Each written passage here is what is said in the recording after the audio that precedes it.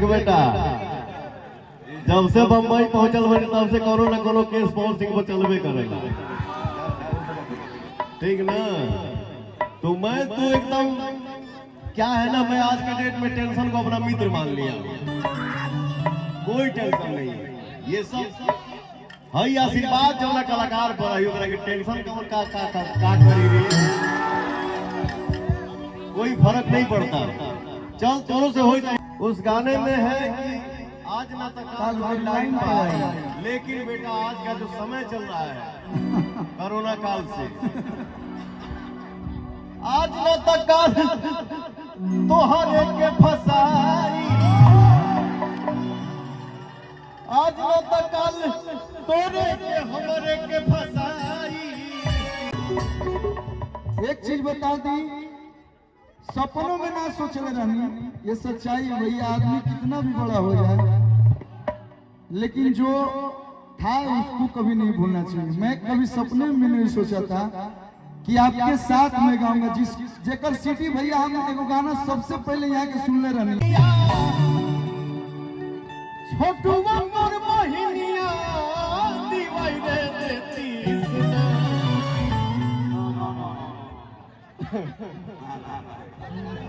देख बेटा, जब से बम्बई पहुंचल बनी तब से कोनो न कोनो केस पवन सिंह पर चलबे करेगा, ठीक ना। तो तू एकदम क्या है ना, मैं आज के डेट में टेंशन को अपना मित्र मान लिया, कोई टेंशन नहीं है। ये सब हई आशीर्वाद जो ना कलाकार पर है, ओकरा के टेंशन कौन का करी रही, कोई फर्क नहीं पड़ता। चल तोरों से होई जाए कि तारू लड़ाई, हमारो पसान बिया आ छोटुआ तोर बहिनिया दीवाई रे देती, हमारा जो बाड़ी कहानियां दी।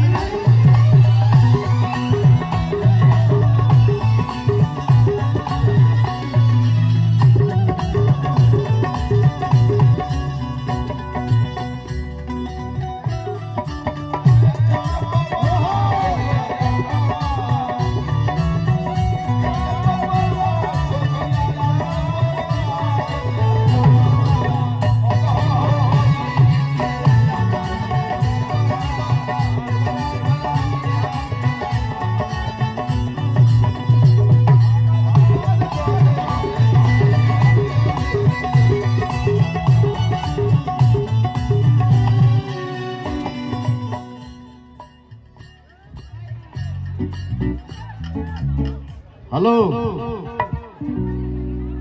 कि मन लगा लिहा, मन लगा लिहा, हम तो जाते नहीं बम्बई शूटिंग करे, तारा यही माटी पर है के बाद रुक रे। मन लगा लिहा, अरे हई भैया मन से बात करके, कुछ मजाक करके,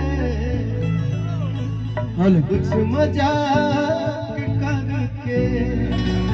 भैया भैया भैया भैया भैया, एक लाइन मेरे भी मन में आ गया, थोड़ा सा दौड़ते दौड़ते। बोलो ना बाबा।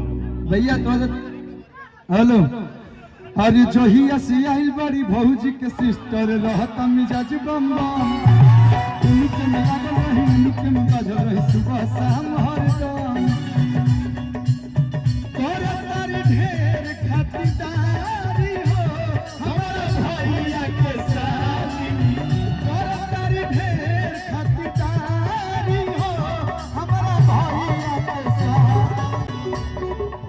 एक चीज बता दी, सपनों में ना सोचले रहनी, ये सच्चाई है भैया। आदमी कितना भी बड़ा हो जाए, लेकिन जो था उसको कभी नहीं भूलना चाहिए। मैं कभी सपने में नहीं सोचा था कि आपके साथ में गाऊंगा, जिस जेकर सिटी भैया हम एगो गाना सबसे पहले यहाँ के सुनले रहनी।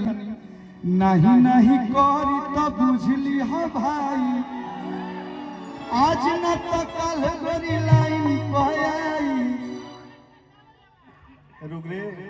और हेलो चाचा, देख हमनी के जब लड़का रही जाना तो वो घड़ी बात लागू होत रहे, कि नहीं नहीं करी तो बुझली हो भाई।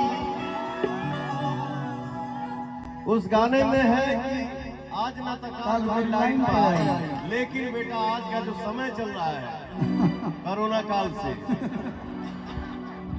आज ना तो काल तोहरे के फसाई, आज ना तो काल तोरे के हमरे के फसाई। नहीं नहीं कोई तो एह जाए वाला लाइन भाई, नहीं नहीं नहीं करी तो बुझ लिया आई, नहीं नहीं करी तो